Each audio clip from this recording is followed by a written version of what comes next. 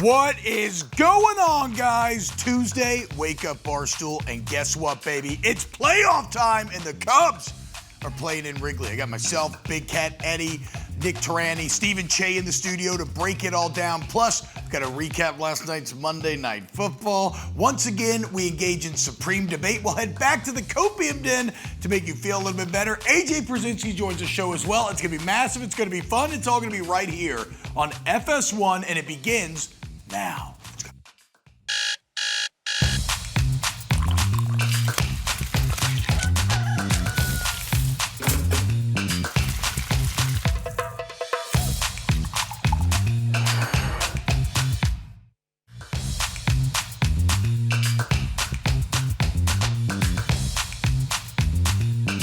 What up, boys? How we doing? And girls, America in general. FS1, what's going on, guys? It's Tuesday. It's Wake Up Barstool. Feeling very excited. It is the MLB playoffs. We got a lot of sports to talk to, a lot to get to today. Everything seems to be coming up Chicago. And we got the Chicago boys here in studio. Big Cat, Eddie, Nick Turani, Steven Cheah. How we feeling, boys? Guys? I feel great. I was going to say I feel awful. I think Monday night... No! Were you going to disagree no matter what? No, I was going to say we're going to get to playoff baseball, but when Monday Night Football stinks, it sets my whole week off. And it stunk. It was a double stinker. Stunk. There's something about Monday Night Football that it's the tone setter for the week. It's your alone time, too. Yeah, it's your alone. It's my Yes. only time where I can just sit there, enjoy the games, and I didn't enjoy any of it. If it weren't for this show, Yeah. I would have turned that off in a flash. Correct. Yeah. I'm resenting this whole production. Yes. I'm mad at everybody. It locked you into two absolutely terrible football games last night. It does kind of beg the question, though, is the greatness of last week's Monday night game worth it? Like, does everything have to be in balance in the universe? Do we have to accept the doubleheader that we were subjected to last night to have as much fun as we did last Monday? No, I threw out this hypothetical last night, like, does two bad Monday Night Football games equal one good one? And someone was like, no, it actually equals three bad ones. And I think I agree with that. Wow. It's like double. There's something about two bad ones. One bad one, you can almost laugh and be like, all right, whatever. But having two bad ones going at the same time, you're like, what am I watching? It's a force multiplier. Yeah. It's like, what am I watching? Why am I watching the Jets field punts and fair catch punts at the 2-yard line? Why am I watching Jake Browning not even be able to get a pass off? And the fact that they were going on at the same time, Yeah. there was no escape. No, right. You were just locked in on football. We were braced, though, at least, right? Because last week they showed the graphic. It's like, oh, man. Next week Yeah, we not knew. gonna We suck, knew. so. But that is where it gets more disappointing, though, is because, like, generally you can doubt the NFL before the game, but as we know, it ends up being okay. Right? Yeah. Like, the game's always in by 3. They have the Mario Kart thing where whatever team sucks somehow gets, like, the lightning power up. They end up making it close to the end, and it just never happened. Yeah. In either game last night. But I did think the Dolphins and Broncos looked good, as bad as the Jets and the Bengals looked. I was impressed with the Broncos. I feel like they needed that game. And the Dolphins are fighting at least. I mean, the Broncos are good for sure. I think the Dolphins are more about the Jets being bad. I mean, No, because I go back to also them playing pretty scrappy against the Bills as well. When I say good for the Dolphins, the relatively they are fighting, where they were a team that I had maybe in the category of they could be a really bad vibes team where once the losses start, it all falls apart. They are actually fighting a little bit. does Tyreek Hill being removed from the locker room, is that good or bad for the vibes? It might be really good. It might be great. It might be great for both parties. He was kind of ecstatic that he was getting parted off. I've never so weird. I know that might have been like, adrenaline from the injury and who knows what's going on, emotions. But if you just looked at that, you'd be like, that guy's happy. He doesn't have to work. It was a mutually beneficial backwards foot. Yeah. It was good for every party involved. Yeah. Driving to the candy store, dude. It was like, what? He's pumped up. Again, it might be just like, the adrenaline of. I've never had that reaction for anything, No. let alone a shattered leg. No. Yeah. And make no mistake, Nikki, we know what it is now, and it's not good. It is a dislocated knee with multiple torn ligaments, including an ACL. That has to hurt so bad. Yeah. Yeah. So unless they gave him some real good stuff as he was laying on the ground, that reaction is just, I'm happy to be out of Miami. Is it actually the most human reaction ever? What? To know, because he's still going to get paid. Yeah. He's just. I don't know. His career could be in jeopardy with that type of injury. But it is funny, not funny, but Tyreek Hill getting injured. If you notice online, it's a lot of just, wow, that looked really bad. Which is all you really have to say about Tyreek Hill. Like, he doesn't get the most amount of sympathy. Yeah. It's not like, man, I feel so terrible. It's just like, oh, man, that sucks. Yeah, it couldn't have happened to a better guy. Yeah, it's like, hey, Running off the field. injuries suck, Tyreek. Get better. Yeah, even Tua after the game was just like, we've stayed healthy for the most part. Yeah. While it's like a pretty gruesome injury that we Yeah. just saw. And Tua also had just a really unfortunate first down, kind of like a Cheah move.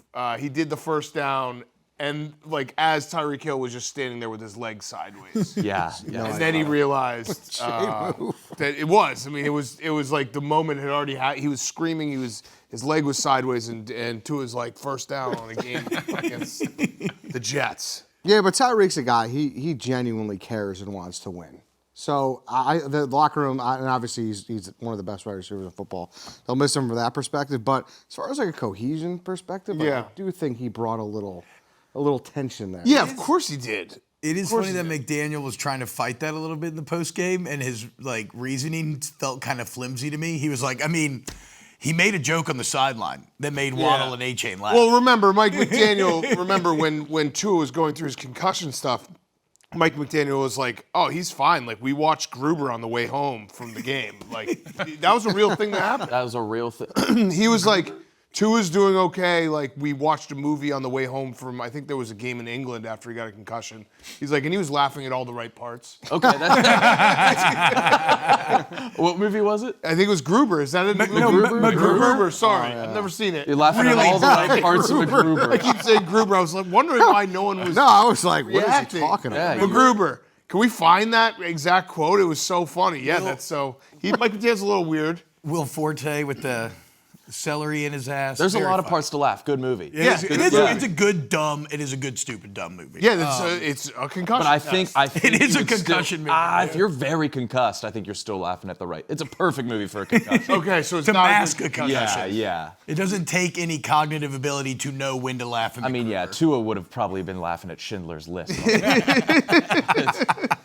But I mean, obviously the Dolphins are not their season's going nowhere, and Tyreek Hill not being on the field, he's one of those guys who, even if he's not catching the ball, it's kind of not exactly Steph Curry, but the attention that he takes away from everyone else, like where it's like everyone has to worry where he is on the field. That's going to be a huge loss. It's weird. Even with Tyreek, though, this Miami offense this year has had no explosivity.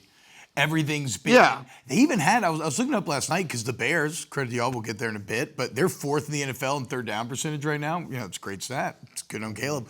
The Dolphins are first, and I'm like, well, why aren't they scoring? And it just leads me to believe that everything is just so hyper efficient. They're doing this like death by 1,000 cuts thing, but they just have nothing else to balance it out with. So it's not as good as it should be. Yeah. But I do think you brought up the best point. Like, that looks like a team who should have folded earlier in the year. They're fighting. They played tough against the Bills on Thursday night, and then they won. So. Yeah, like I'm seeing at least a little bit of fight where in the NFL there are a couple teams that have already maybe checked out. Like the Titans are in this list. The Panthers might be right there.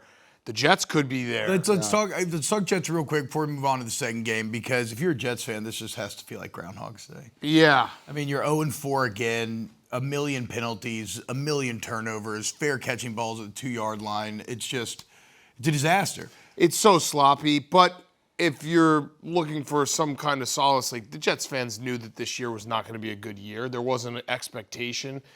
Justin Fields kind of had, almost, wouldn't you say, Eddie, like a perfect Justin Fields night in the fact that the only thing that Justin Fields didn't do last night was he didn't get the ball back with like a minute 40 seconds left to have a chance. But it was, if you look at his stats, it was pretty decent. He had the big explosive runs. But if you watch the game down by down, the Jets, especially in the first half, had absolutely no plans of passing the ball down the field and no threatening to that. It was after the game opened up, after the Dolphins took a big lead, that he started making those passes.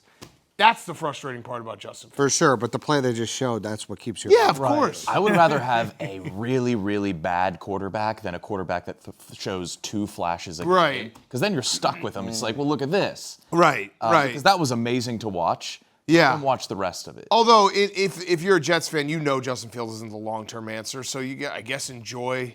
I mean, this game also all turned on Braylon Allen's fumble on the first drive. Like the Jets were they were almost playing like a service academy on that first drive, where they were just running the ball and not threatening to pass, and it was working. And then they fumble, and it took 10 minutes off the clock or whatever it was, and the game kind of flipped off that. But yeah, the Jets are. It's tough. It's a tough franchise. So the other part of the doubleheader last night, Bengals Broncos. Again, I think the Broncos, out of all the 4 teams, probably the only good team. Through a series of events, they sat here at 1-2. They really needed last night. We can get to them, but the Bengals' offensive line makes me want to stop watching football entirely. I mean, I don't know that you could have a more emphatic statement about how about everything that Joe Burrow has been covering up than what you've seen last night. Yeah, it's bad. It's bad. It's not. It was a tough watch. Jake Browning had no time. Also, I mean, Jake Browning's not the same quarterback as Joe Burrow. Like they showed a clip there, and I saw people posting it online of like, how do you have any chance against this with this offensive line? It was the most obvious blitz coming, and they just didn't bring any protection. Like they didn't bring an extra running back or anyone else to help. So it felt like the Bengals just had no game plan whatsoever. That was a tough game to watch. Yeah, I'm happy Buck and Aikman didn't carry water for them either. Like they were very honest. Like that was not a game that should be televised. It was not a game that should be in the NFL at all. No, really. No. Yeah. Is Zach Taylor on the hottest of seats? I don't know, because these injuries keep kind of bailing him out. Yeah. They need to. The injuries are interesting, though, right? Because it's the quarterback that keeps getting injured because he keeps getting hit, and they're not investing in the position that protects him. Yeah. And like again, it is painfully clear that whatever success the Bengals have had in this era, it's because Joe Burrow's doing a ton of heavy lifting, getting in the right protections, protecting himself by getting rid of the ball. And so if you have just a normal quarterback or anything less than, you just look like an absolute disaster. Yeah, I really wish the NFL would step in here and just force the Bengals to trade for Jameis, because I think we have 3 or 4 more games when the Bengals are on primetime. Oh, yeah. And it's going to be ugly, and we need Jameis. Did you see the stat? They have given up more points on offense than they've scored the last 2 weeks. Oh. The Vikings had 2 pick sixes. Oh, yeah. Isaiah Rodgers, Yes, exactly. Yes. That's not a good stat. No. You never want to hear that. No, they've been outscored by $1 billion in the last 2 weeks, and it's and credit to the Broncos too. The Broncos actually really kind of needed that. They needed that game where Bo Nix looked like the Bo Nix from last year, where everything clicked. Cortland Sutton, the run game. So it does feel like the Broncos, like that was a get right spot for them. Well, and you know, as we're trashing the Bengals offensive line, the Broncos defense is awesome. Yes. Remains one of the best in the entire NFL. Che, as our resident NFL expert on the panel on the show today, that's main, incorrect. As our main junior NFL junior analyst. Yes. What were your biggest takeaways from the doubleheader last night? I hate the stagger. I'm watching with the double box, not big enough. You got to pick one of the audios. It's just not a good viewing experience. It's also, as Big Cat mentioned, just 2 horrible games. The second game, I think, if you had the Jets-Dolphins game being the second game, at least you have, maybe they're going to come back. They make it a 1-score game late. Watching Jake Browning for several hours last night was miserable. I mean, 5 yards per attempt, just continually no adjustments, as Big Cat pointed out. It was a tough watch. Yeah. Yeah. By the way, the Jets, that was back to what Eddie and I were saying. There was 0% chance the Jets were going to come back and win that game. No. They were going to make it look like they were going to. The 2-point conversion? They were going to make it look like they were going to, but they were never going to come back and win that game. Poor Aaron Glenn. Yeah, although that team is so undisciplined. Yeah. The fair catch at the 2-yard line on a punt when you need, you had a little bit of life was so egregious, and little things like that, penalties. I know the Jets also got screwed a little bit. That offensive pass interference call on Garrett Wilson was horrendous call. But overall, the Jets are an undisciplined team, and I feel like that's Aaron Glenn. You gotta Yeah, but we talk about this all the time. There's a few teams where there's just something in the building. Yeah. And the Jets are one of those teams. Yeah. Remember, though, I mean, and that's where somebody like Dan Campbell becomes the kind of dangerous fever dream, is that it can be fixed by the right man. Yeah. It can be fixed, but and so every time you hope that you have that guy, and then maybe Aaron Glenn's but his whole deal in the offseason was, we're going to not make these mistakes. We're going to be disciplined, and the early returns could not be any farther from that. We have some Jets fans in this office, and I am on a group text with them called the Trust Tree, because I joined it at the beginning of the season to basically be the Justin Fields whisperer. It got really dark in there, like really dark in the group text. They have hope. No, Okay. God no. But like dark, there was someone who said there was one person who's not very old who said that they have one more rebuild in them, and then they're just done. They're like, Really? I'm just gonna become a casual fan. Like, I got one last rebuild in me, and then I'll just become a casual fan. I'm guessing the majority are Mets fans as well. Yes, there are a lot of Mets They had to fans watch as well. them lose. But their- it's dark. It's dark times. Like at one point they were like, we could just root for the Bears, and I was like, the Bears are literally just the blue and orange Jets. Don't do that. Like, Bad move. Hey, like where Do not recommend. I'm right now at this moment feeling the happiest I've felt about the Bears in probably about 7 years, and we're 2-2. Yeah. Think about that. Like, I feel awesome about the Bears. And we beat a we're very 2-2. bad team. well, Yeah, we're 2-2. well, that's perfect though, boys, because like we said, everything's coming up Chicago. And coming up next is playoff baseball going down in Wrigley today. We got to talk about the gateway being fully open for the Chicago Bears. It's all coming up next here on Wake Up Barstool.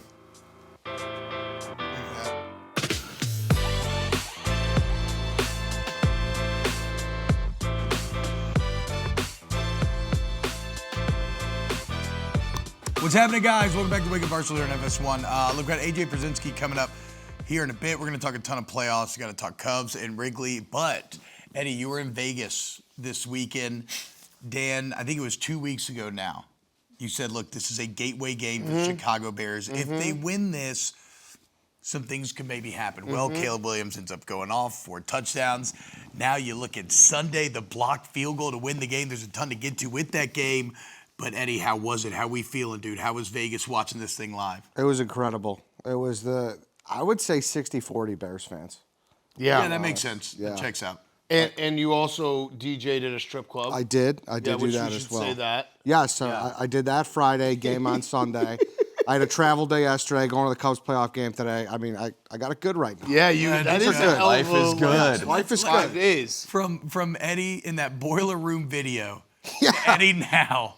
What a glorious September it has been, Ed. That's amazing. Yeah, I can't complain. It's been night and day. You were surrounded by, leaky pipes, and now you are announcing, what were some of the stripper names? Royalty. Royalty. Yeah, Royalty was there. Okay. Yes. Like a lot of the candies don't really happen anymore. Oh, really? Became a little too Cliche. Yes, kinda? exactly. Yeah. They don't really exist anymore. A lot of just like, not exactly Gina's. Any but- Dorothy's? Yeah. No, we're not. Eunice? No. We should do that. Top 10 worst names to have for a stripper. Yeah. We should. Dorothy would be on. Dorothy mine. would probably, although no, you can wear the red shoes. Yeah, that could work. That changes everything. That could work. But then I think you're Ruby. Oh, okay. All right, I see that. See, you're a pro. You are, bro. Have you DJ'd at a strip club before? 5 days, Carbon, Illinois, 2013. Yeah. You are a pro. They want to hear your stripper announcer voice, Eddie.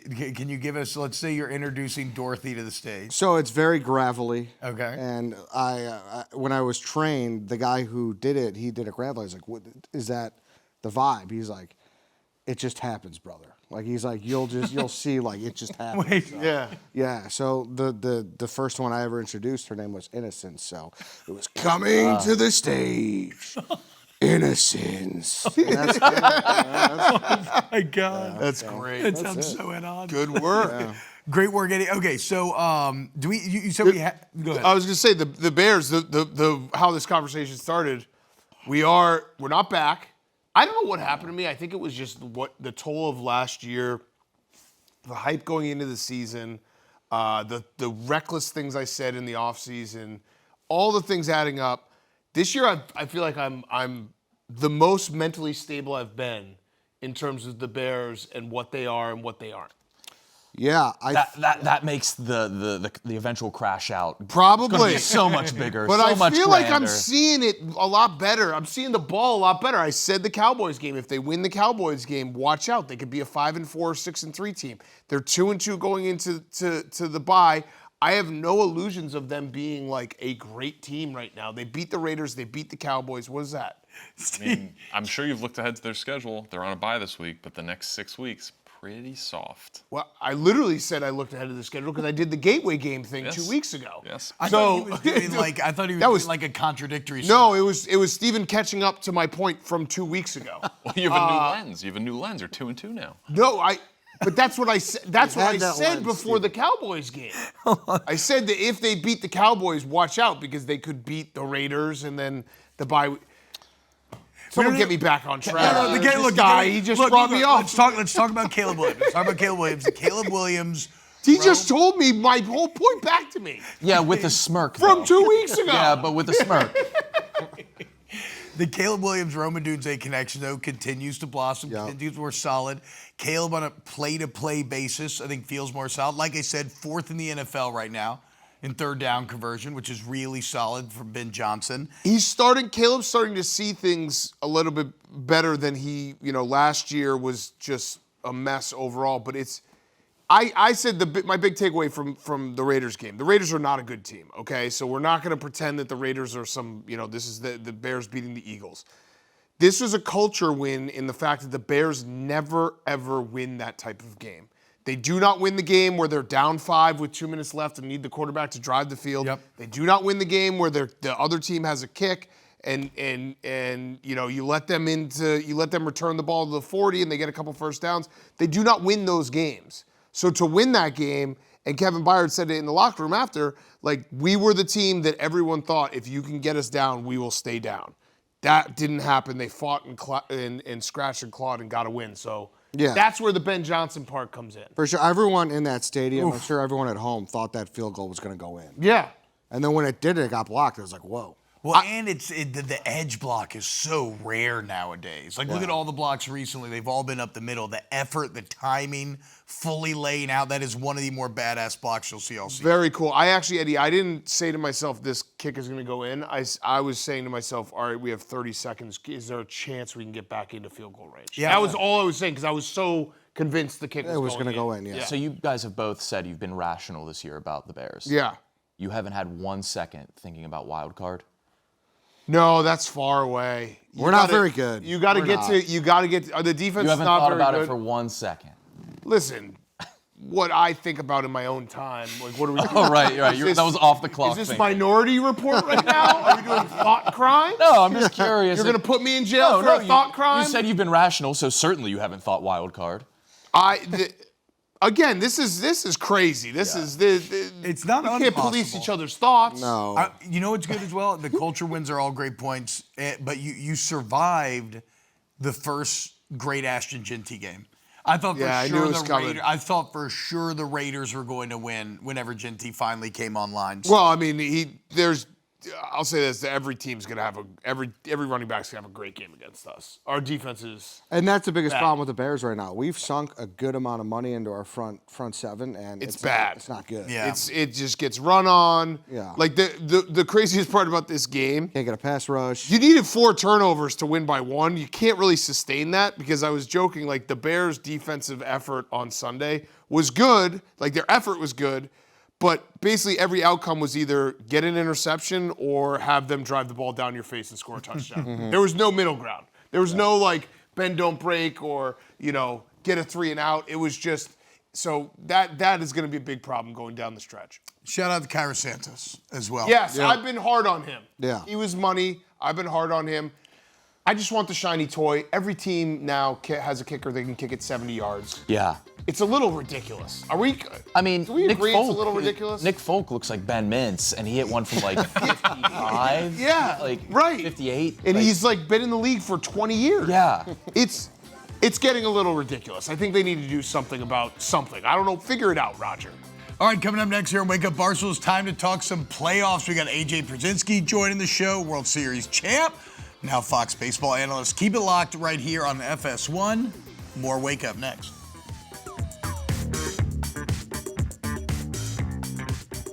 What's going on, y'all? Welcome back to Wake Up Barstool on FS1. MLB playoffs getting underway today. There's a home game in Wrigley. And who better to talk to? The White Sox legend, AJ Pierzynski, as he is Fox analyst. He's got the Sox jersey on. AJ, what's up, brother? Thank you for joining us today. How we feeling?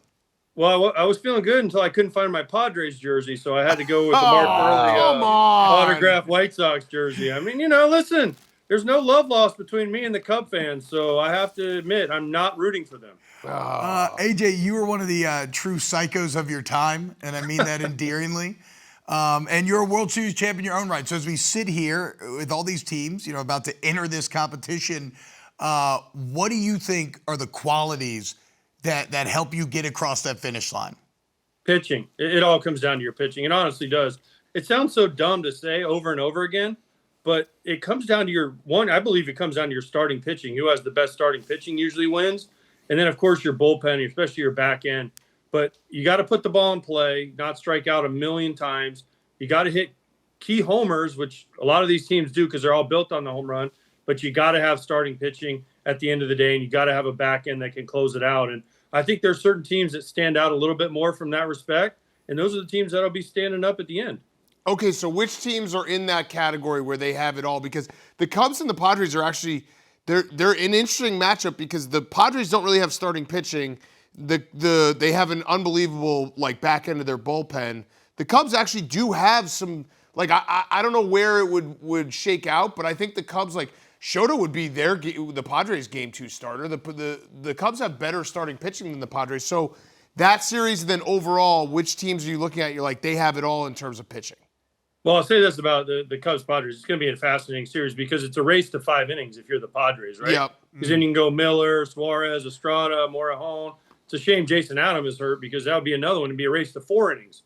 But it's a race to 5 innings. You better be beating them after 5 innings because then it's just bullpen guy that are all nasty. So I think the thing is I was surprised Shota's not starting game 1. I know it's Matthew Boyd, but Nick Pivetta is really good, guys. Don't sleep on what Nick Pivetta did. Look at his numbers and what he's done for the Padres. One of the best underrated guys. Now, Matthew Boyd has had a great year. He's faded a little bit in the second half. Padres don't hit lefties, though. Mm-hmm. That's why they're going Boyd, Imanaga. Now, if they had Cade Horton, I'd think, okay, they should win this series.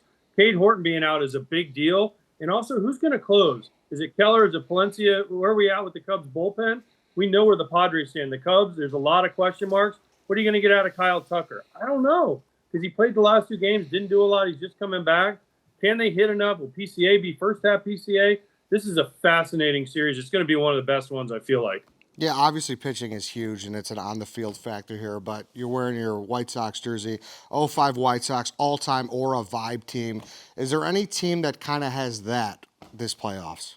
I mean, I look at the Mariners. I don't know why. Cal Raleigh, 60 homers. They're hosting the first round of playoffs. I'm pretty sure I'm going to be there for the DS. And they have pitching. They have history that says they've never won. So, of course, their fans are going to be jacked up. The players are jacked up. Cal Raleigh had his David Ortiz moment where he said, let's go win the whole effing thing, right? Mm-hmm. And they were so hot at the end to win. They made the trades they needed to make, Suarez and Naylor, to get them some offense. Their bullpen's really good. Their starters have been really good. I think this year it's the Mariners. But listen, at the end of the day, until somebody dethrones the Dodgers, I can't say the Dodgers aren't going to win just because of how good their lineup is, how good their starters are, and whoever they figure out in the bullpen. Dave Roberts has a knack for kind of figuring it out. So, listen, I love the Mariners in the AL, but for me, it's still tough to beat the Dodgers at any point. AJ, you've had a lot of success, obviously, in the postseason. This is the Cubs' first home postseason games with fans since 2018. Wow. How big of a difference is it, and how important is home field advantage in the playoffs? Yeah, I think baseball is the one sport where it doesn't matter as much. Now, Wrigley's a little different because the Padres and Cubs home and road splits are ridiculously bad, like great at home, bad on the road. So I think this is the one series where it really matters. But listen, I love being on the road in the playoffs because you score first. It takes the crowd out of it, and it puts the pressure on the home team, especially in these short series. So if the Padres score early and can score first, think about all you Cub fans out there. You guys on the set, all you people. Oh, what do we start? Oh, gosh. Oh, we're going to lose again. Oh, no. Oh, You look like Fleming. Like Frank Fleming. You look like Frank Fleming right now. What? All right, I got a dumb question for you, AJ. Going off of that, when is it late in a game? When do you actually, like, as a player, start feeling like, okay, maybe it's a 2-run game? Is it 5th inning? Is it 6th inning? When do you start feeling that pressure and like, hey, we got to do it right now, guys? Third time through the lineup. When I got my third at bat was when I was like, we gotta go, boys. Because your first one, you're trying to figure out what they're doing to. Your second time, you're like, okay, make an adjustment. But by the time you get to the third time through your lineup, if you look up and you're down a couple runs, that's when it gets to it's time. Like there's got to be someone that steps up and gets a big hit or two. So it's usually for me the third time through the lineup because you usually only get 4 at bats, sometimes 5 if you're up at the top of the lineup. But for me, third time through, it's like, okay, we know what they're doing to us. They know how they're pitching us. We know what we should do against them. It's time to go. Someone's got to step up. And if they do, that's usually when you make a comeback. And if not, it gets nervous, especially if you lose that first game. I'm telling you, that next day you show up to the park, your butthole is puckered a little bit. Yeah, is it weird too showing up to the park and being like, the season's so long and you're with each other all the time and you're kind of loose at points, especially if you're maybe a team that clinched, a while ago and you're kind of playing out the stretch, and then you show up, you got to flip to the playoffs. Is it weird being like, all right, now we got to be a lot more serious, or do you just not change anything? Well, you try not to change, but human nature is you change, right? And so when you get to an elimination game, it's such a strange feeling because everybody tries to act the same, but you look at people and you go, all right, he's a little bit different. I'm a little bit different. The coffee tastes a little bit different. The breakfast tastes a little bit different. Everything is just a little bit different because it could be your last game. So, yeah, it does change things. It changes your mindset because you're thinking, I just said third at bat. You're like, first at bat, gosh, I got to get a hit. And then, again, in those games, you don't want to fall behind because then it really gets tight. So it definitely changes, even though everyone says, oh, it's the same thing. And just pretend like it's a regular season game. Guess what? It's not. Yeah. When you were playing, what if somebody reached out to you and asked for tickets and then was rooting for the other team? Oh, good question.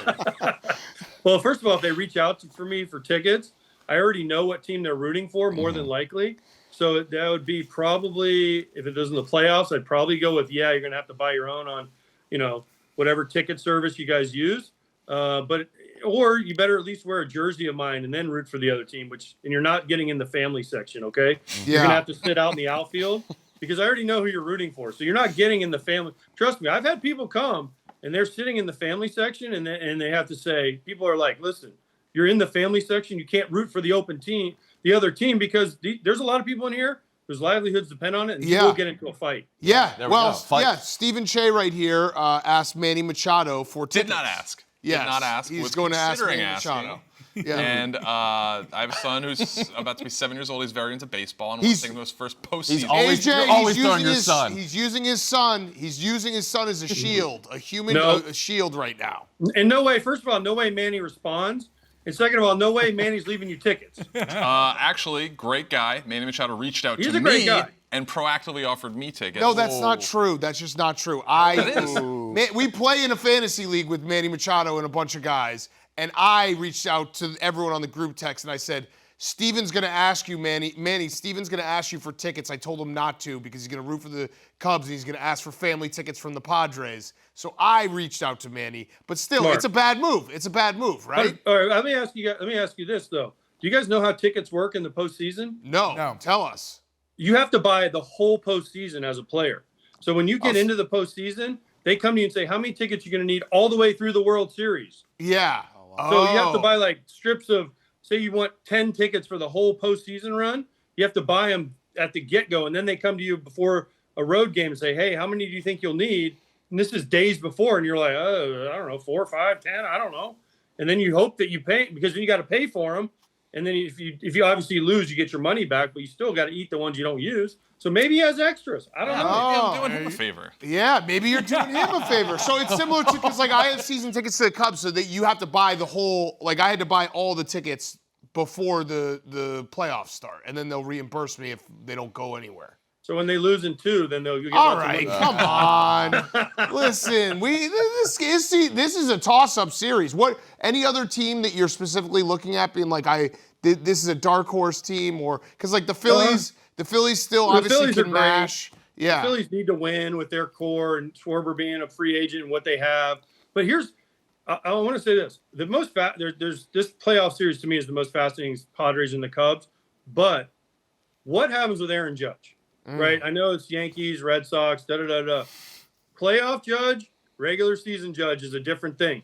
Can Aaron Judge play up to his potential that he does in the regular season against Garrett Crochet, a guy who has not done very well? He has not done very well against. So I don't know. That to me is the key to this whole thing. Does Aaron Judge show up and play the way he's capable of? Because if he does, the Yankees can be dangerous. yeah. AJ, when you see a split like that, where a guy struggles, is that just, as you alluded to earlier, tight butthole? No, Is he I think it's getting just too mental. nervous? No, because they focus on you. The playoffs are such a different thing. You're so hyper focused on every pitch and every at bat. I think during the regular season you can get in there and you kind of are like, oh, I forgot kind of what I'm doing. Whack! It's a 3-run homer from Judge. Not that he doesn't stand out, but in the playoffs, every pitcher is like, all right, I got to locate this slider down and away. I got to throw this fastball up and in. And every pitch is just their best pitch, and you're only getting the best pitchers. I think it's just a mentality thing of both him and the other team. So, yeah, it's just a battle of escalating focus here. AJ, what do you think? When this all plays out, since we have you on right now, give us your World Series picks. Who do you think ends up battling for it all? But don't listen to me because I picked the Braves and the Red Sox before the season. The Braves clearly didn't make it. I think it's going to be Dodgers-Mariners, and I think the Dodgers win. And just because all year I've had them number 1 in my power rankings.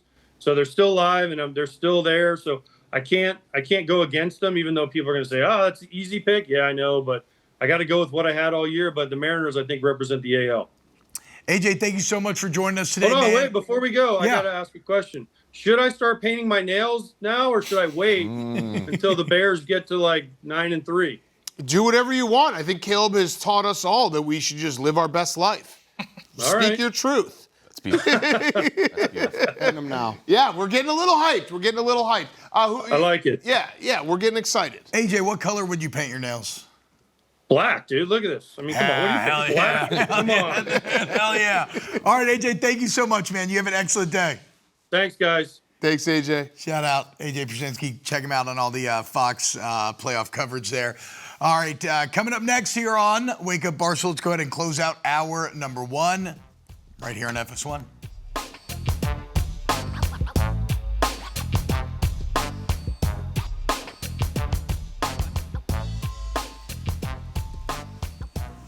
Welcome back to Wake Up Barstool, FS1. Check it out, guys. Every week we do this. If you're feeling upset, maybe you're like a Giants fan, Titans fan, we're going to make you feel a little bit better, okay? We're going to ask you to come into the Copium Den, come smoke some Copium and make your life feel a little less painful. Nick, do you want to start with us today? Yeah, this is for New York Jets fans. Oh, I also have a Jets one. Really? Yeah, we're definitely not gonna have the same thing, but I don't know, man. Maybe. I don't know, because Jets fans, you live in New York City. Yeah. Go see Moulin Rouge. oh, There is so much to do in New York. It is so easy to be a fan of a bad team if you're in a fun city. You shouldn't be able to complain. Yeah. If you're in LA, if you're in Chicago, if you're in New York, you don't get to complain if your team is bad because you can go see Cats. yeah. I went Coucher avec moi. a very different route. For Really? Yes. You're not a Moulin Rouge you wanna guy? For Jets fans, if the history of the earth were a single day, human life would arrive in the last 1 minute and 17 seconds, and your life would be a tiny, tiny fraction of the very last second. So none of this matters. You're a blip. Here, look You're at less than a blip. Look at this. You're a half of a speck of dust. Just think about that for a second. The entire history of the earth is one 24-hour day. Humans show up in the last minute and 17 seconds. That's how small it's been of a time frame. And then your singular life is not even like it's like a 0.00001% of a second. I'm sure It's so irrelevant. reminding people how insignificant they are should make them feel Yeah. Yeah. But it's so irrelevant. All of this is such a silly. It's such a silly thing. Nothing better kinda than some breaking, right? existential nihilism to start the day. Isn't Well, this? yeah. Isn't this kind of a crazy thing? That's insane. Think about how long the Earth has existed. 1 minute and 17 seconds? Yeah, brother. That's like human life has been around for such a small percentage of the Earth's history. And how long have the Jets been bad for that? About That's like 28 seconds. Yeah, 7 hours. The Jets were bad before human life. Just use that though. Think about how big the universe is. Think about all this stuff, and it's like none of this matters. None of it. Look, Titans fans, sometimes, look, when things are bad, if you're an addict, if you're struggling with something in life, the best thing you can do is be honest. And Cam Ward is nothing else if not honest. If we keep it a buck right now, we ask. Yeah. Look, the way to fix a problem is to admit it. I love that from Cam Ward. That's way more reassuring than if he was optimistic. Right. Yes, exactly. He's not messing around. Yeah, like being like we're one play away. We just gotta clean some things up. No, your ass. Yeah. Your Welcome ass. to being the number one pick, Cam. Yeah. Right. You're the worst team. Jay, what do you got? A.D. Mitchell made a horrible mistake. Did the Deshaun Jackson right before the end zone, drops the ball, celebrating. But listen, the Colts are really good. They're 4th in the NFL in net points. T-Bob's guy, Indiana Jones, is a good. I mean, they could have beat the Rams in LA. This is a good team, and I think they are the best team in the AFC South. Well, and he didn't just have this. He also had the Timeout. What did you say? I think they're the best team in the AFC South. So the Jacksonville Jaguars don't get any credit for being 3-1 and almost being 4-0?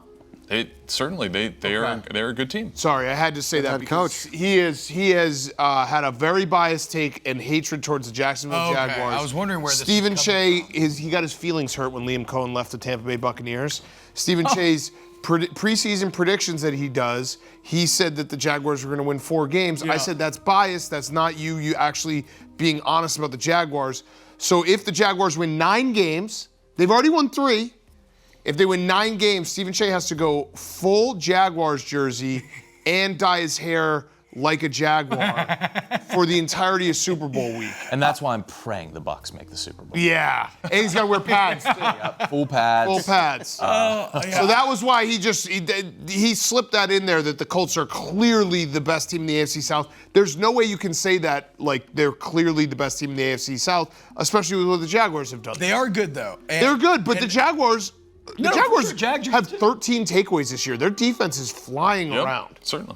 The also A.D. Mitchell had that hold that called back a 50-yard Yes. JT run. Yep. So Yes. Whatever. It's a bad day for A.D., but he's gonna get it. Anyway, we got. One thing I hate about sports is when fans show optimism for teams that they don't have a stake in. I am not doing this with Penn State, I promise you, because it's easy for me to say things will get better. But I actually do think they will get better because I think Oregon's the best team in the country. I think Oregon's very good. When you say win a big game this year, So, I'm in between Ohio State. no, they're not going to beat Ohio State. Or Eddie, I their don't big game? listen. you Or don't say what you're about to say because that's not a big game. no, I'm not going to say that.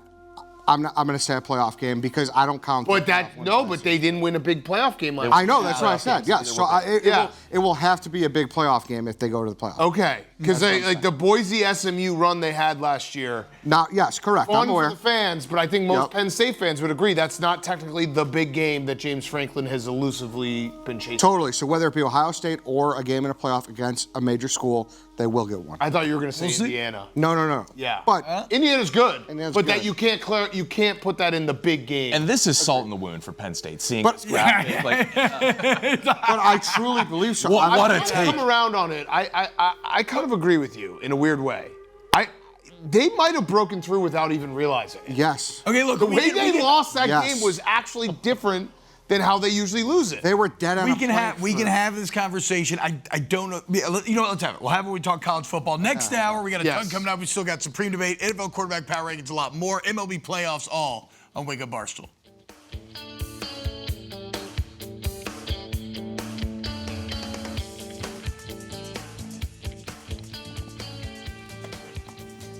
That might have been the most learned, philosophical commercial discussion that I've ever had on a show, guys. That was very fun. And it's a perfect way to set up this hour of Wake Up Barstool here on FS1 because we got our NFL computer power rankings, we got Supreme Debate, we got to talk college football, and we got playoff baseball starting today, including a game at Wrigley, and the city is abuzz.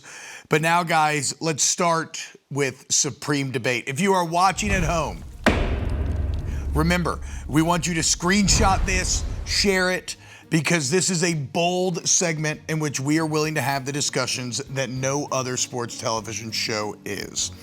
All right, let's start with the main one that my guy Jeremy came up with yesterday. Who will make a better U.S. Senator, Bruce Pearl or Paul Feinbaum? As rumors started to circulate yesterday that Paul Feinbaum is considering a Senate run for Tommy Tuberville's exited Alabama U.S. Senate seat. Just real darkness all the way around there, guys. Yeah. Feinbaum, for sure. Why is that? Because he's dealt with radio callers. Wow. Man of the people. Yeah. He's basically been kissing babies and shaking hands through the telephone for decades now. Yep. Is this the new crossover? You remember how it was always like, if you're a athlete, you wish you were a musician or a rapper. If you're a rapper, you wish you were a musician. Is this the new crossover where, like, if you're a coach or a radio host, you wish you were a politician? If you're an old white man, you wish you were an Alabama senator. I'm of the firm belief as soon as a dude gets bored, they go into politics. Also, I think it's just the power thing where if you get enough money, you're like, you know what I really need is the power. Yeah. Because money can't buy you power. The power is, it can get you part of the way there, but the power is the thing they're most hungry after. Bruce Pearl is a great Southern senator name. Yeah. Oh, I didn't even consider that. Because he doesn't have like the most traditionally Southern feel to him. No. But name-wise, but then again, Feinbaum's look is kind of a perfect Southern senator look. Yeah. Is his big ear. He looks like a political cartoon. Yeah. He looks like he should talk like Foghorn Leghorn. Eddie is right, though. If they debate, he's going to crush it. Absolutely. Ooh, I don't know. Pearl's charismatic. Yeah, but Feinbaum can fight with anyone. Yeah. Right? When you listen to a radio call, like, you're prepared for anything. You're Correct. right. Is there a more respected job than a head coach in the South, though? It's kind of crazy, isn't it, Nikki? Yeah. We really just can't come up with Alabama can't come up with anybody else. Yeah, what Any are- other ideas? Like, do doctors and lawyers look to head coaches for advice? Like, do mothers want their daughters to date head coaches?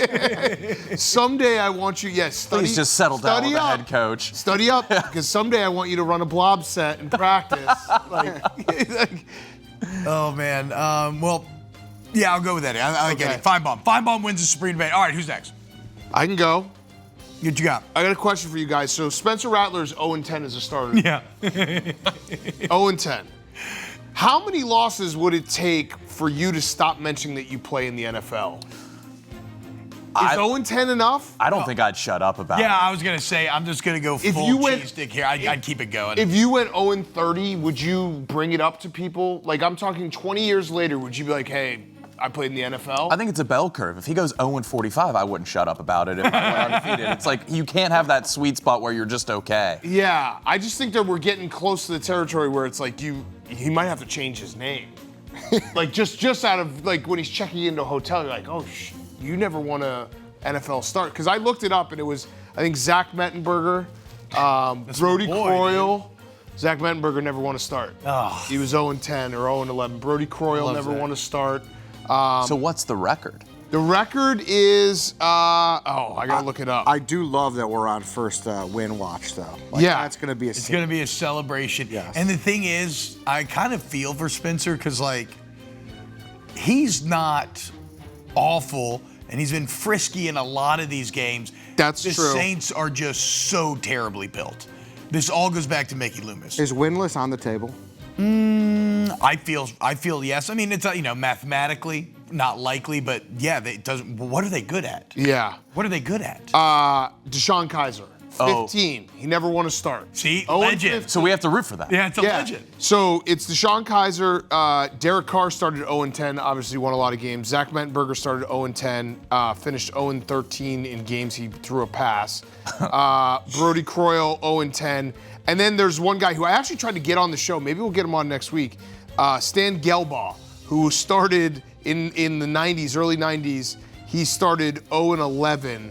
And then his very final start in the NFL, Week 17, 1996, he tore his groin after the second series, was 0-for-2 passing, but the Seahawks won the game. Hell yeah. So he won a start, but with a torn As a- groin. with a torn He had to pay Stan. with a pound of Stan flesh. Gelbaugh, what a legend. Oh, but this is we are getting on the watch right now. I don't know This what the is Saints- exciting. This is an exciting time. Right, it's something to watch for. So I don't know what the Saints' upcoming schedule is, but yeah, at some point you would probably stop talking. Does Zach? You say you know Zach. Does Zach say? He says he played at LSU. He doesn't say, "Oh yeah, I played it with the Titans." He seems to have a lot more LSU pride, Right. I would say, than maybe Titan pride. Because if you tell the Titans. if you tell a random person that you played in the NFL and then they look it up and they're like, "You never want to start," I think there's a point where you stop talking about it. The thing about the Saints are they're could be just so poorly built. Like why did we draft Tyler Shuck in the second round, knowing we were going to be awful, knowing you're going to pick a quarterback in the first round next year? What an absolute waste. Mickey Loomis has never traded back. He's traded up in every single draft. So I kind of like that. In a day and age when we know that is like so I kinda deeply like that. mathematically flawed. I would run a team. What are you laughing about, Jay? He hates the Saints. I'd run a team exactly the same way. I'd just kick all the problems down the road. Every draft would be like my last draft ever. That's trade everything. Yeah, Trade it all to move I'm up. never gonna draft again. Empty that cupboard. Eddie, what you got, man? I think Bad Bunny performing at the Super Bowl is might not be great for the Easter holiday. Oh, No, wait, why is that? Well, it's going to be a lot of people seeing Bad Bunny for the first time. Bad Bunny, and they're going to be saying bad words, and they're going to be unhappy. I think kids are impressionable. And I'm a Catholic. Easter's a great holiday. When you're a kid, you get a basket, you go on an egg hunt, you like rabbits, you like bunnies, you see them at the mall. I think it's going to turn a lot of kids off. Yeah, you're right. I didn't even think about that once. yeah. I didn't think of the kids. That's what I thought of on the plane home. Oh, Nice. That's a very hungover brain thought. Yeah. Bad Bunny's a good stripper name, though. Oh, Bad Bunny's a great stripper name. Yeah, I mean, are you going to go with the because it's starting to happen. PFT was mentioning the other day that the people who are saying that Bad Bunny is like demonic in some way. Are you going to break that down? Because that always happens. Well, if he is, I mean, then Eddie's point is. That's what I'm saying. It might be double. I haven't looked into that yet, but I'm not. I think Sage Steele might have mentioned it. Oh, really? Okay. I mean, this happens every Super. It happened with Kendrick Lamar. It's like, oh, we don't Yes. like his performance. He's actually the demon. And I should say, I have nothing against Bad Bunny. I don't know anything about him, good or bad, besides that he was in Happy Gilmore too. But I'm just saying, you know. I love it. He's the most streamed artist in the world, but a lot of people's takes are, oh yeah, he was in Happy Gilmore. He was too." great in Happy Gilmore too. Yeah, he was He's good on SNL, too. Yeah. Yeah. He's a performer. He's a performer. He is a great awesome performer. wrestler. Yeah, I was gonna say he's been good in the WWE when he's gone. And it's fun to say his name. Bad Bunny. Bad Bunny. At Bonnie, as long as it's not, yeah. What? I just still remember Adam Levine shirt off, just in my, just really, it his hips in my face. You were about that, yeah. Yeah, I don't know how I felt about it. I thought it was just crazy that everybody loses their mind over a pierced nipple, and Adam Levine was allowed to Be Get doing right that. up in there. Yeah. throat fillet. Nick, what do you got? Head coaches should keep their kickers in a box. Ooh. I like that. I think it's also bonus points if the kickers are deaf. I looked up Gallaudet's university kicking stats, the deaf university here in the United States. They're a little bit better. Really? Yeah, the research is still out there, but they traditionally have very good kickers. You know why? They block out the noise. They block out all the noise. They have no choice but to. But I think you keep your kicker in a box on the sideline, give him an iPad, give him a Microsoft Surface. Yep. And just send them out there with blinders, rip off the blindfold, kick. Yeah, Send it back in the box. don't even tell them the situation. Don't tell them the No situation scores. at all. I think there should be a kicker box on the sideline. I like that. They're like little horse races. Yeah. Or horses, blinders there. on, no distraction. Yeah, Don't you think the sensory overload when they got out of the box will be too much? that's. I think it's worth experimenting with, right? I don't Yeah. disagree with that. And like think of like the closing pitchers in the MLB have cool walkouts. Imagine opening up the kicker box. Oh man. And That would be a lot of fun. folk looks up at Yeah. you, smoke comes out of the tiny little kicker box. Kicker box would be sick. Yeah. Opening up the kicker box is an incredible. Could you imagine the pan to the kicker If the box? on the Houston side? Texans are opening theirs up like it's like a bull. Yeah. The coach has to open the He has the yeah. keys. Yeah.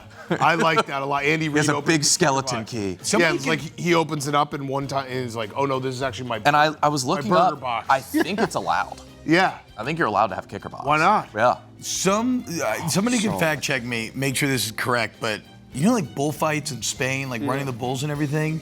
I was told that those bulls never see a human being their entire life until that day. That's how kickers should be. That they are fed remotely, trained remotely. Can you imagine that? There's just no way that's true. I actually judge you as a person thinking that's true. I think it could be true. No way. I think what are you talking about? How do they get fed? How do they get them to Machines. How do they get them to? No, what? But like that's Our like producer's shaking his head too. Like animals. That's that the never keeper of see the humans. studio. He is not a producer. I don't think That's they a know to sick attack title. people. Shut up, Carson. Unfortunately, I'm going to be downgrading you in my mind Again? as a human being. Yeah. That's just such a ridiculous thing to say. No, but unless you can scramble and find some stats, there's just no way a bull never sees a human being. I think until that day, it's like, and all of a sudden they're in this alien They environment. parade them in, and everybody cheers for the bull. Exactly. All of a sudden, imagine this: you grew up your entire life, and then one day, like aliens cheering, mad bipedal aliens are yelling your name, and then you're killed But there's in a just ritual sacrifice. How in do the they get stadium. fed? Machines. What do you mean machines? Conveyor belts. What does that mean? They have to like. Cranes. Tech. What? Yeah. They could blindfold them, maybe. Maybe. I think it's true. Okay. Somebody told me that. I thought it was very cool. Che. We're gonna have to look into that one because I don't want to judge you, but like that sounds so ridiculous. I might have to judge you. Go ahead, Che. The Bengals looked so lifeless last night. They've been so bad the past 2 weeks. 13 total points scored. Jake Browning throwing for about 130 yards a game. They need another answer. And what if the answer was right under their noses? There's rumors they're going to trade for Jameis or Russ. What if there's a guy who might be free next week named Ellie De La Cruz in the same city? Bro. Can he do it? 6'5", 200 pounds, rocket arm, elite athlete. Threw it 98.3 miles to the plate once this season. His top speed is 30.5 feet per second, which equates to a 4.15 40. What? That's not. That can't be. Okay. Top speed. At top speed. That's not okay. count. So Top speed. he probably runs. He probably around here. There are some numbers. You some are facts. really stretching. Has Ellie De La Cruz seen a human? Certainly. Has he seen a cover 2 or a cloud coverage? I don't know. But he's a guy that I would love to see. Who is a different sport other than football that do you think could play quarterback? I think Ellie De La Cruz could make the shift. I think he can make the He is better. I mean, the size is perfect. The size and athleticism, like that's like Anthony Richardson level athleticism there. Good comparison. He could probably be better than Anthony Richardson. Yeah. Yeah. It's not like a super high bar. Cities should be allowed to interchange their Yes. teams' rosters. Yes. I've had the long-standing thought that cities should be able to trade, like the Bulls should be able to trade with another city and get like a Bears player. Like they should do city trades together, where it's like, oh, we'll give you, I'm trying to think of what would be. The old example is Zach LaVine for Devonta Smith. Yeah, exactly. That is the old example. I still think about it. 'cause it was a Wait, good you guys idea. have had that exact Yeah, that was what I came up with. I was like, the Sixers need a scorer, the Bears need a wide receiver. Let's make a trade happen. Would the fandoms be fine with that? I think so. I mean, it would obviously have to. Yeah, why not? Dude, could you imagine Jokic playing quarterback? I mean, look at those passes he throws. Like, I think Jokic could actually be he'd be like the ultimate evolution of Big Ben. Be the final form of Big Ben, dude. That would be awesome. Yeah. Che, you got my brain spinning. You gotta get out of here. Ellie to Jamar Chase. I want to see it. Ellie De La Cruz, shout out. I mean, we really do want Jameis though, there, right? Need it so bad. Why not Russ? Russ is so bad. I know. Russ is a bigger bummer than Jake Browning. No, that's a fact. Russ's name brand, Jake. Oh, I had Yeah. one that I didn't tell production about. Are giant skeletons the best Halloween decorations? Spooky season starts tomorrow. They're starting to pop up. I freaking love them. My kids love them. I absolutely say you don't like giant skeletons. I love them. They're better than all inflatables. Yeah. What? Hate them. In my old neighborhood, there was someone who had it up the entire year and would dress it in different festive things. Hated it. Such a Okay, yeah. Yeah, I got a neighbor that does that. It's Yeah. the best. all year. All year Yeah. is weird. I'm Jerseys. I'm looking forward to like Saturday. I'm gonna take my kids to the Halloween store and we're gonna do the whole house up. You're just Are you gonna going to get the giant skeleton? We don't get the giant skeleton, but we get some lights. We get the cobwebs, Yep. the spooky stuff. They love it. You're just gonna disregard like 100 years of the jack-o'-lantern? No. Oh, you're Great saying- point, What a Eddie. slap in the Great face. point. to How the did you do jack-o'-lantern. that? Am I downgraded again? I love Bobby, you're a but he's champion for right. the jack-o'-lantern. Yeah, I mean, what? Yeah, jack-o'-lantern, dude. But Eddie, have you seen a giant skeleton? Yeah, but I've seen a lot of jack-o'-lanterns too. Although, I mean, we should. Fred Smoot, he hates pumpkins. He's right on that. Pumpkins are trash. Explain further. It's more decoration than food. Yeah, he's basically like, why do we force ourselves to pretend to like pumpkin spice lattes, pumpkin pie? If a food is good, I love if a pumpkin flavor is good, then you should want to have it all year round. We just pretend to like it because it's the season. Well, no, I like pumpkin bread. I like pumpkin bread year round. Nah. Most holidays, though, their logo is a food that you don't really like. Pumpkin, candy cane, Easter egg. Nobody's eating hard-boiled eggs like that. It's a good point. It's a holiday thing. Okay. We do have those pumpkin spice dude wipes in here that I enjoy. Yeah, I never understood those. The flavor, I don't I know don't the know, flavor. guys, dude wipes though. Pumpkins. I don't know. They don't. You never see But- anyone eating a pumpkin. His whole point is like you never see like animals eating pumpkins except hippopotamus. No one likes pumpkin. What about pumpkin seeds? Pumpkin seeds are great. I think Yeah, I rival, guess when I you think they bake rival them- sunflower. Cinnamon, Yeah. baked up. Yeah. Also, pumpkins, I'd say one of the sexier vegetables, That probably true. right? Yeah. Yeah, You know what I'm saying? yeah. Microwave Yeah. it for a little bit. It's like a Yeah, Chaps proves it. Oh, yeah. Chaps loves pumpkins. Always I has. can see the pumpkin. appeal. All right, guys, there it is. Supreme debate. Coming up next, let's talk more college football and I believe some MLB playoffs as well. And power rankings, thank you. I'm an idiot. NFL Computer Power Rankings coming up next on Wake Up Barstool, FS1.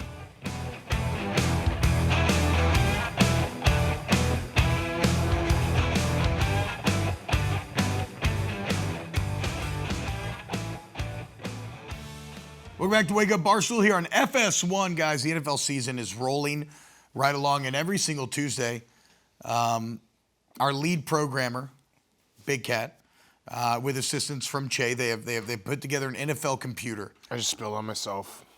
You're a spill guy. Black shirt though. Yeah, I just spilled on myself. Oh, all right. You think you were so Lead shocked? about- programmer. Yeah, what was that? Oh, I was doing like that. Didn't you write the program? That Oh, the yes, computer does? yes. I was focused on spilling on myself. I'm sorry. Yeah, so That's just so disappointing. That's such a bad start to the day. Big Cat and Cheah working in tandem have created a computer program that will No, give you Chay's the not most involved. honest. He's an idiot. I would never let him near my computer. What? He's not even a junior program? No, he's Oh, a okay. junior football analyst for Barstool Sports, and he barely has that. Okay. So Big Cat has written the program that every week lets you know where your favorite NFL team lies. What do we got this week? Okay, so we'll go through a little of them this week. The Juggernauts, I put the Lions back in the computer put the Lions back in the Juggernauts. What do you guys think about Nice save. Eagles, Bills, Lions. Lions were, I believe, a Super Bowl contender last week. Now they're back in the Juggernauts. I am very impressed. So I was saying this the other day. The Lions, the reason why the Lions impressed me on Sunday, yes, they beat the Browns. The Browns stink. That was such a classic letdown spot. Yep. Coming off a Monday Night Football game on the road, beating the Ravens, convincing win, coming home, early start against the bad Browns team. That's where you take the Browns. No. The Lions killed them. They killed them. Yeah, So, I took the Browns in the 10. and Aiden Hutchinson is one of the best defensive players in the league. So the Lions, I think, are in that juggernaut category. What about the locker room issues with the Eagles? A.J. Brown, Devonta Smith, they're not happy. I think this is just what the Eagles do. I don't know. I mean, they win games and then everyone freaks out. This is why Yeah. Jalen Hurts has not lost a game that he has started and finished in 18 straight. I'm going to say something brave. Yeah. I think he's a top 5 quarterback. Oh. There we go. There we go. I'll be the first to say it. I think he's good. Yeah, I do think he's very good. Yeah. But the Eagles just have to, they can't just be really good. They have to give people something to talk about as well. Yeah. This Big Dom will smooth it over. Yeah. Yeah. This is why, though, Jalen Hurts would still be a good quarterback without legs. Because he's a leader of men. Like Devontae, AJ, they can get all angry, but at the end of the day, Jalen's going to hold that. He's going to, force that locker room. It actually might be together. the other way at this point. He might be a good quarterback without an arm because he went 0 for 8, 0 yards. That's true. It might actually be better if he didn't have Yeah. arms. I mean, so we were choosing one of them for sure. Yeah. Jay, I could see you looking very sad when we started to talk about the Eagles. No, I mean, the Eagles throttled us on Sunday. I was not expecting Are you a Bucs fan? a dominant win. I'm a Bucs fan. Oh. And it looks like you still think that the computer still thinks we're Super Bowl contenders, so that's good. No, the Super Bowl contenders are Bucs, Rams, Chiefs, Chargers. Chiefs back up to Super Bowl contenders. That was the big thing from Sunday. The Chiefs are going to be fine. Patrick Mahomes is still the best quarterback in the NFL. They're still going to probably go to the Super Bowl. Just get with it right now. It was a nice little reminder. Yeah, they're getting healthy. Just get with it right now. Xavier Worthy coming back was massive. Yeah, and this is what we do every single year. The Chiefs are similar to the Tom Brady Patriots, where if they start a little bit slow, everyone kind of wishfully thinks, "Oh yeah, this is it. It's over." They're going to be just The fine. 1 minute and 17 seconds thing explains a lot because we just never learn. Yeah, we never learn. 0-2 Chiefs, That's a good Right. point, we Eddie. just never learn. Never ever learn. The Ravens, I do think, have problems, but the Chiefs, they're going to be there. They're going to be. They'll probably. They probably won't host the AFC Championship game because the Bills are probably going to have a better record. But if you tell me it's Chiefs Bills in the AFC Championship game, are you going to be shocked? No, of course. Having an all-time quarterback is such a cheat code for being a good football team. Yeah. Everybody should do it. Nothing phases the Chiefs. They're just we're 0-2. Okay, We fine. have the best quarterback. Yeah, we'll win a bunch of games. What do you think the computer's saying here with the Chargers? Because I know it's just one loss, but losing to that Giants team, That- the league neighbors hurt. It made me a little wary. So the computer, their algorithm sometimes goes based off of what my bets are going into Sunday, and I loved the Giants. Is that going into coincidence? Sunday. It's coincidence. I loved the Giants going into Sunday. I fully expected the Chargers to have a flat effort because it's the NFL, and you're going across the country, 3-0 team versus 0-3 team. One team's desperate. New quarterback with Jackson Dart, so the computer probably wouldn't deduct too much off of the Chargers. Okay, that makes sense. All right, what's our next category? Playoff teams: Seahawks, Commanders, Jags. By the way, this is maybe a old version because the Commanders I think are under injured. But playoff teams: Seahawks, Commanders, Jags, Colts, Broncos, Steelers. Do you guys have any issues with this? Man, Steven's gonna say Jags. Jags are playing hard, man. Yeah. We'll see next week. All right, Playing so the Chiefs on Monday night. this can break off into a different discussion, but if you look at the AFC, it falls off a cliff. Yeah. And who's going to be that 6-7 spot? The Steelers probably going to be there. Yeah. There's a lot of bad teams in the AFC, whereas the NFC has the Saints and the Giants who are kind of frisky now. You know what I mean? There's a lot more of that slop in the AFC that makes some of these teams in the middle of the pack still alive. The Seahawks sticks out to me here just because I think the NFC West I think the Rams will win. I think the Seahawks are good. I think they're good too. think they're good, but it's a tough. I think Mike McDonald's good. Is he the next guy that we start to talk about as being one of the He might be. He might fast be. risers? Yeah. I know Ravens fans are. Stabby had a very funny video. Oh yeah. Yeah. the Anonymous. Anonymous. Anonymous trying to get Mike McDonald Trying to back. hack. Gonna do computer stuff to you. All right, what do we got yet. next? Yeah. Butt cheeks. So we'll go to the bottom. Raiders. They're butt cheeks. Yeah. Big time butt Big cheeks. butt cheeks. So, Geno Smith just stinks. Yeah. Besides our guy, I'm blanking on his name right now. Max Crosby? Yes. Oh, Besides Crosby's incredible. Best Oh my player God, that game he put together Sunday that effort was unreal. He's so quick off the ball. Yeah. He's juggernaut.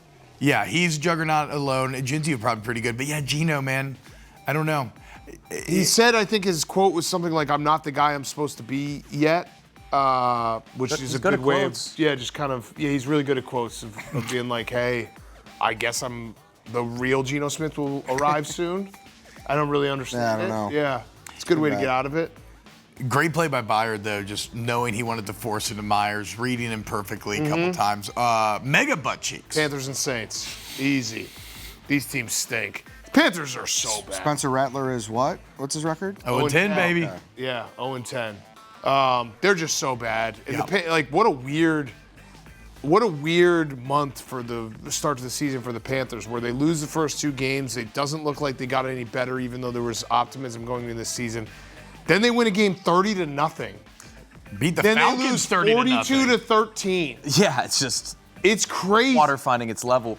Is there a way, will there ever be a ranking lower than mega butt cheeks, and can the Saints ever get there? Yeah, there is. Life would be easier if football didn't exist. The Jets- Oh, I'll be. like those 2 franchises right now, if you're a Jets or Titans fan, you're not looking forward to any more of these games. Like maybe a little bit the Titans because of Cam Ward, but if you're a Jets fan, there is nothing to look forward to this season. Fans of these teams, this is about the time where you start to pick up like a life-altering vice. Yes, right. We're towing a very dangerous line. Right. Yeah. You just become Rob Lowe and you put on the NFL hat and you're like, hey, I'm going to just watch the sport of football now. You know, it's kind of your only out. It's so crazy, too, because the Titans had Derrick Henry, they had Vrabel, they had all these guys that have gone on to be successful out there, elsewhere. And it's like, they dismantled everything, and what do they have to show for it? Yeah. Ass. Yeah. According to Cam Ward. Straight up. I don't know. Am I dumb? I still really like Cam Ward, though. Yeah. Oh, yeah. Yeah, I mean, you just It's have early. to, It's you have to super worry early. about the idea that they could.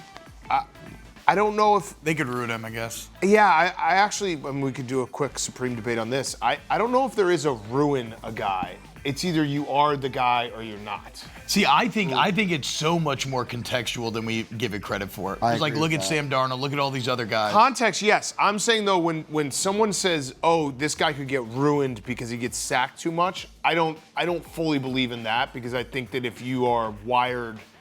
Oh, so you're saying you either have it or don't, but that can be proven by being in the right situation. Yeah. Situation absolutely is paramount, but I'm saying like the idea that you could have it and then have it almost sacked out of you, I don't believe in So that. those guys have been ruined since birth. They were Correct. born with they the never ruined had gene. it. They never had it. Yeah. You don't believe someone could be broken?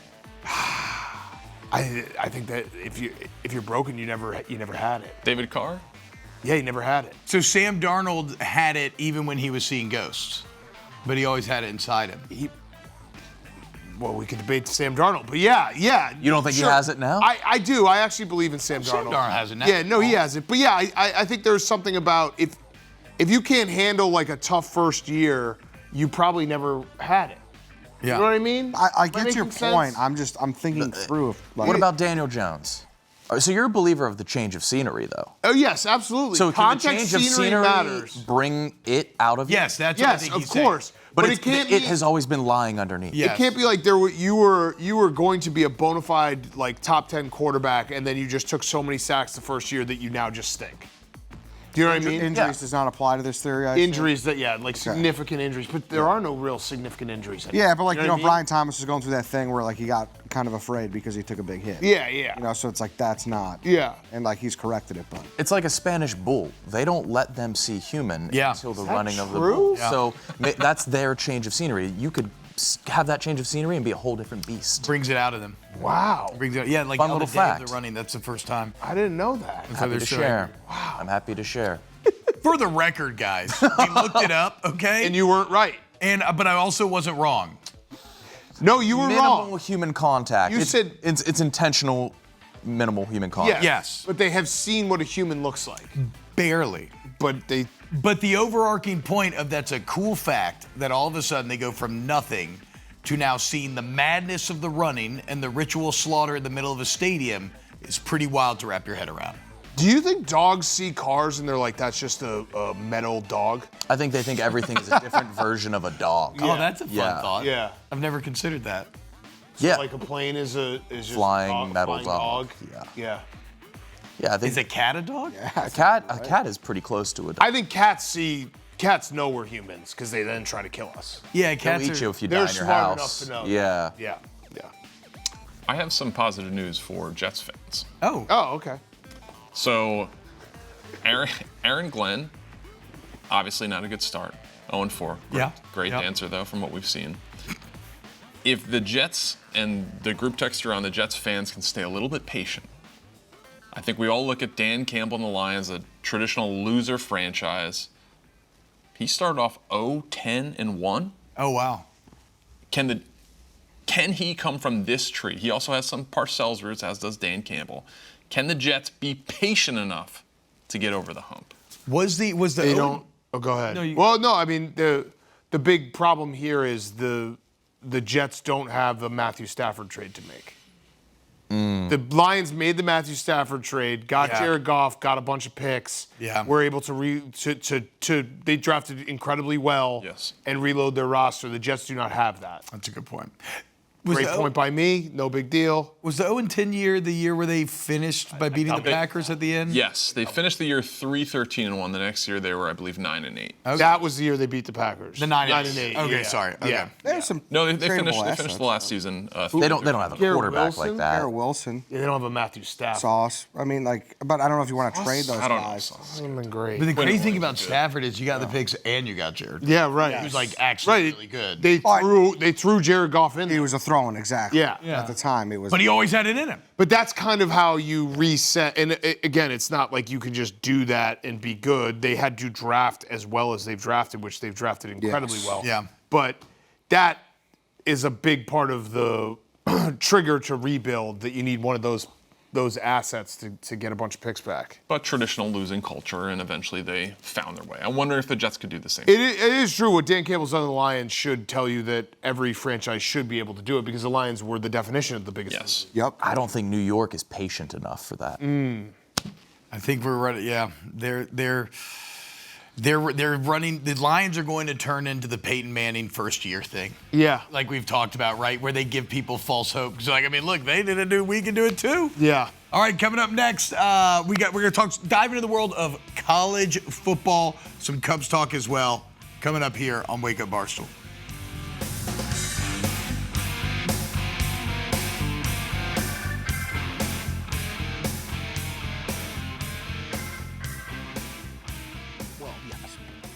Oh. Wait, what? Are we going to debate? I feel like we have to now. I know. said that Right. with Welcome 2 back, seconds Wake Up left. Barstool, FS1, and he just hit us with a pretty hot take right. No, it was I don't my think take. It was his. I was debating your first statement. What was my first? You were always a Stafford guy. No, I said I was always a Stafford believer in like the Hall of Fame. I didn't root for Matthew Stafford. Oh, okay. I thought you were like, I always knew Stafford had that in him. No, I have always been in always relative terms, like I think 4 or 5 years ago. So his last 2 or 3 years in Detroit, when people were getting off. I was like, Matthew Stafford is going to go into the Hall of Fame if he can get one deep run. I think I said just an NFC Championship game appearance because of he doesn't like come out. He doesn't get injured. I know he's gotten injured a couple times since, but he was like an Iron Man, and the pure like massive numbers that he's put up are going to be insane. No, I don't disagree. Yeah. I thought you were arguing something. Okay. Oh, yeah. Okay. Because he also, like, Matthew Stafford is kind of the first of that wave of, like, just ungodly numbers, passing numbers, like, every single year. You know what I mean? Where the league changed.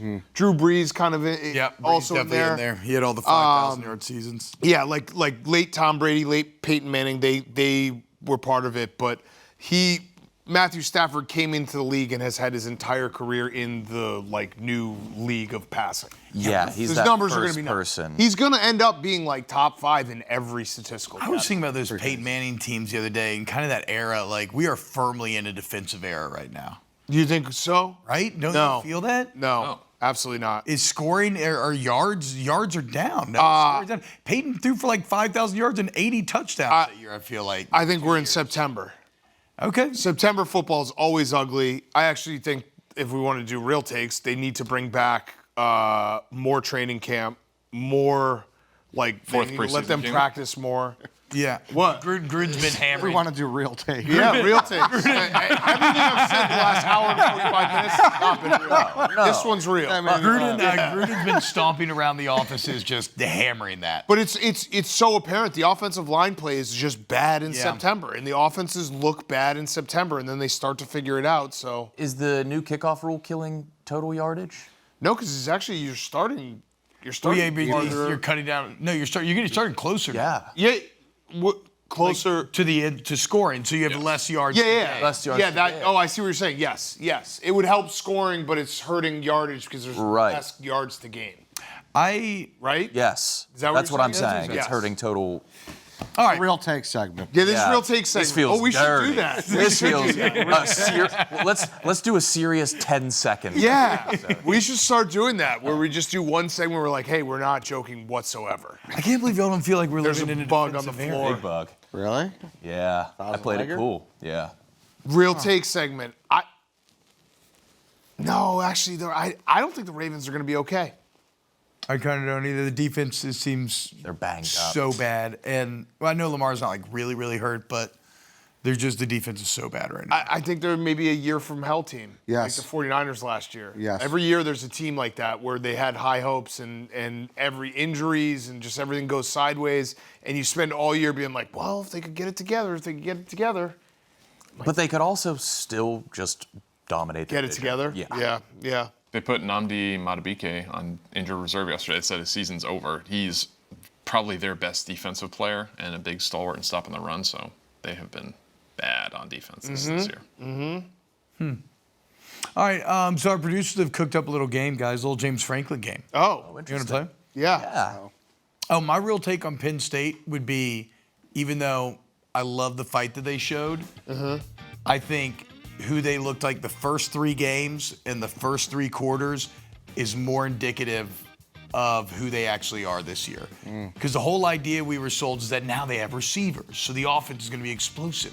We haven't seen that in 3 3/4 of a game. And when you look at what Abdul Carter and Tyler Warren are doing on Sundays, like you can't tell me this year's team is better than last year's team. Yeah. Losing those guys. But we'll Yeah. see.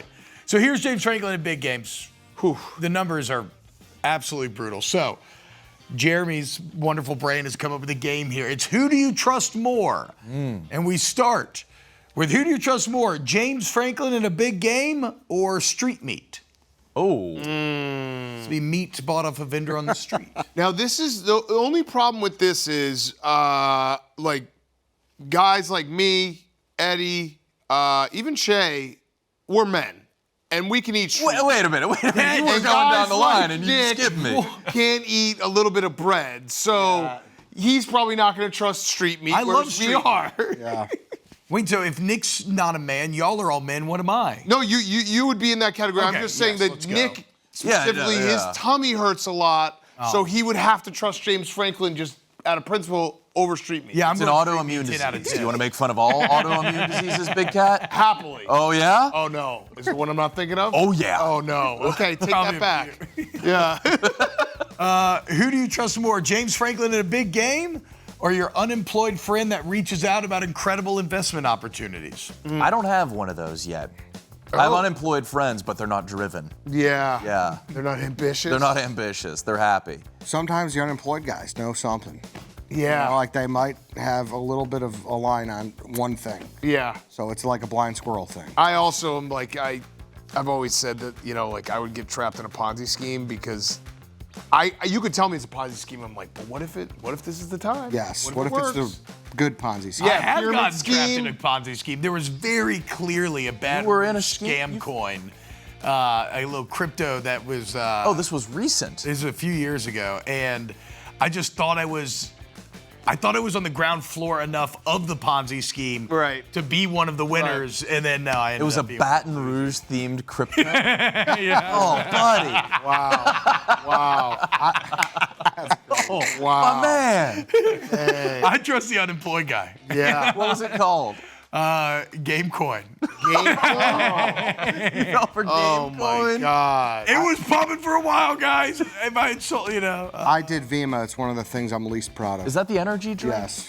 Yeah, I've heard about did that, that. too. What is that? It was an energy drink in like the late 2012 12-ish era. And it was like an energy drink. They're like, we got the Phoenix Suns are sponsoring us. Oh, it was one of those. You have to and I sell was like starter kits. Yes, to people, exactly. Right? And I was so like, you could sell them. yeah, dude. I got a network. Yeah, pyramid schemes. I'm in because I'm like maybe I'm at the top of the pyramid. Yeah. You know. Yeah. I think everyone has a little bit of that gullibility into them, so I trust. I mean, I've been wanting to make my own crypto rug pull for a while now, but we're just honest about it. Yeah. And we tell everybody this is a scam coin, this is going to rug pull. Yeah. And you still just put people to the test if they'll buy it anyway. Oh, they absolutely will. buy it. Absolutely. Who do you trust more, James Franklin in a big game or your dog left alone with a rotisserie chicken? My dog would die. I mean, it's Yeah. It's game over. I think it's the James line. Franklin. That's It's the James line. Franklin. Yeah. This one's Unfortunately. actually James Franklin. Eddie's not a dog guy. He doesn't like dogs. So. All right, then I'm taking the dog. I trust the dog. Why don't you trust the dog? Because the dog would eat the bones. and No, die. I don't think so. Yes. All dogs are great. All dogs go to heaven. No way. Oh, so you kill the dog? No, no. I think the dog eats around the bones. You're on national television right now. Look at the camera. Say you're going to adopt a dog. Save a dog's life. Yeah, save a dog's life. Eddie, you really should. Save a dog's life. I think the dog eats around the bones. So I'm saying. Okay, so you hypothetically killed a dog today because the dog would not eat around the Not eat around the dog bones would eat at all. all the bones and die. While we're talking about dead dogs, I would like to extend some condolences to Texas A&M fans. Oh yeah, The old Reveille died. got to take Texas A&M on Saturday. Oh, And you know, Yeah. look, Texas A&M, am they I handle crazy it. for not knowing that it had a dog? Reveille, they're It's, obsessed. Bro, it has a literal, Lassie. it has a literal military ranking. Yeah. The dog gets to sleep in the bed while the cadet sleeps on the floor. The more I learn about A&M, Yes. the less happy. Well, no. Well, I wish like if you told me I could unlearn something, I think it would be everything I've ever learned about A&M. I've never So- asked for one Right. tidbit about A&M. Right. I don't want to know that you guys are grabbing each other's crotches and screaming into the middle of the night. Yeah, I don't need but this. that's the kind of stuff I would hide from everybody. Yeah. They're proudly like, yeah, we're grabbing each other's balls. Yeah. Well, look, y'all will be very pleased to know they handle Reveille's death in a very normal manner. They bury the dog in a pet cemetery outside the stadium with all the other Reveilles, where they have constructed a scoreboard overlooking the cemetery so that the dead dog souls can always know the score of the A&M game. Got it. Yeah, Okay. completely normal. That's actually kind of sweet, because you would want to see. The dog probably is interested. Okay, actually, Ghost dogs. You know what else Ghost is dogs badass, would though? be interested in the score. The Kurt Reveille did lose an eye in the offseason, which is kind of tight. Yeah. Now it's like a real yeah, soldier. one-eyed dog. That is that one-eyed dog. But yeah, and then they're just, ugh. They should either produce way more serial killers, or they are, and they're very good. Right. It's There's just, it's the whole thing is ugh. yeah, that's all you can do. All right, there it is. Who do you trust more? Congratulations, James Franklin, for beating a dog with a rotisserie chicken. Except Eddie killed Except the dog. Eddie. No. Yeah, you killed the dog. Good dog. Is he the Penn State coach you'd trust the most? Good question. We should do that next. Yeah. More Wake Up Barstool when we get back. Wrigley Field, it's finally time. Let's break it down. Cubs playoff baseball. Ooh, coming up.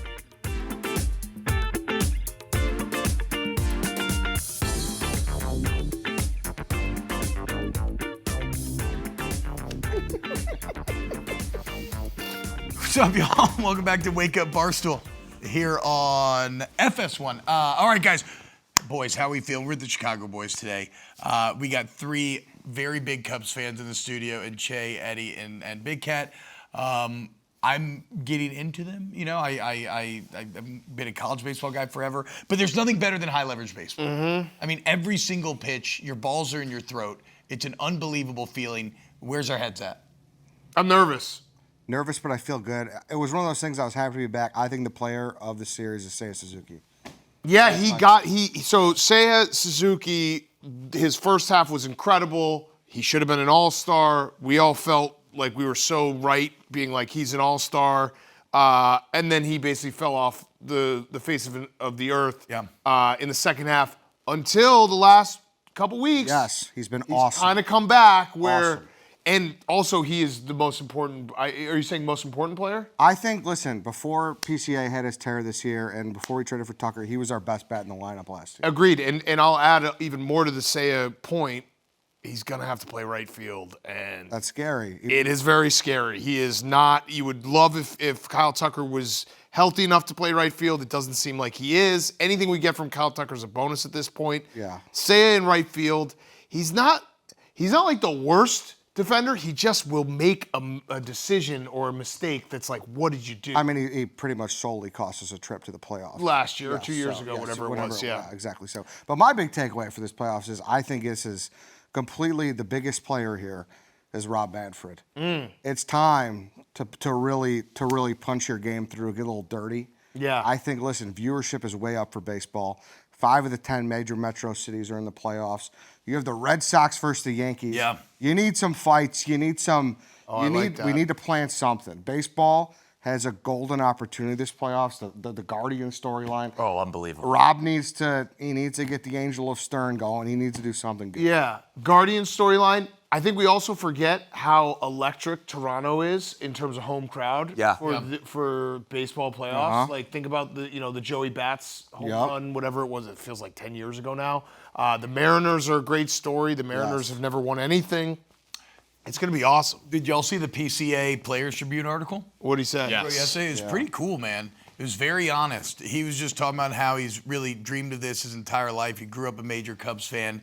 He used to watch the Kerry Wood 20 strikeout game on VHS on repeat, and talking about how he's been trying to find himself lately, and he's grinding, and he was on YouTube, and he watched Game 7 of the 16 World Series, and he was like, okay, that's it. Like, he felt like, that's what this is all about.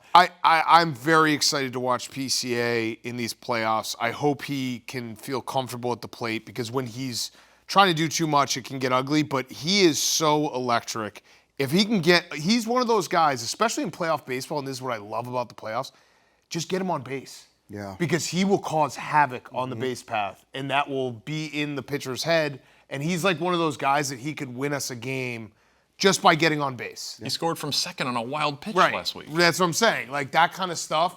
That's why he's so electric, and the crowd just gets so hyped for PCA that he alone can keep the crowd in it. He said that he feels like he's made for fall baseball. I agree with him. He's I'm worked very his whole excited. life, and then he said watching Rizzo come back the other day and seeing that immortality, that he was like, that's what this is all about. How many beers today? Like 2, 3? Because that's always a tough. It's 80 degrees, though. Yeah, but you don't want.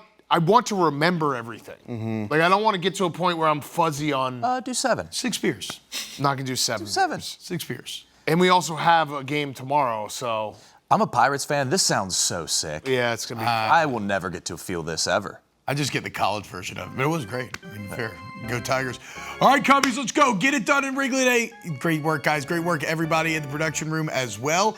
We'll be back with Wednesday's Wake Up Barstool. Y'all have an excellent day. See you tomorrow. Have 5.